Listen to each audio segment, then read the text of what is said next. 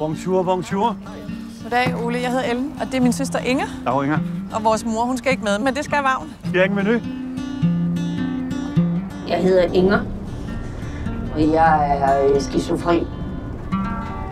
Og det synes jeg bare lige, at I skulle vide. Inger skal opleve at komme tilbage til Frankrig. Stor by, var Inger. Kan du genkende den? Jeg kan ikke gå længere. Nej, det kan jeg heller ikke.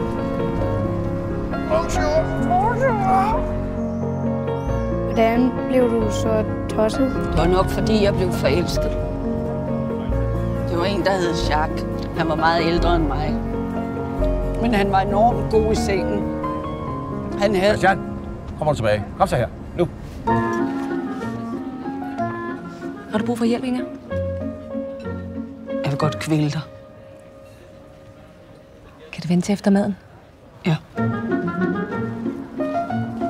Jeg forstår ikke, hvordan du blev sindslidende af at være forelsket. Var han da ikke sød, din kæreste? Jo, han var meget romantisk. Han sendte et brev. Bor han der stadig? Måske. Christian, hvor har du været? Vi har lidt efter dig. Og hvis Christian havde lyst til at være lidt sammen med os, så er det så fint. Nej.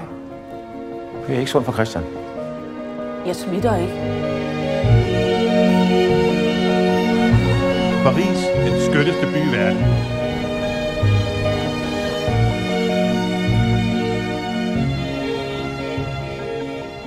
Han bor der stadig. Han er det eneste Jacques Dubé i Rue Malbranche. Hvad er det, du skal? Inger.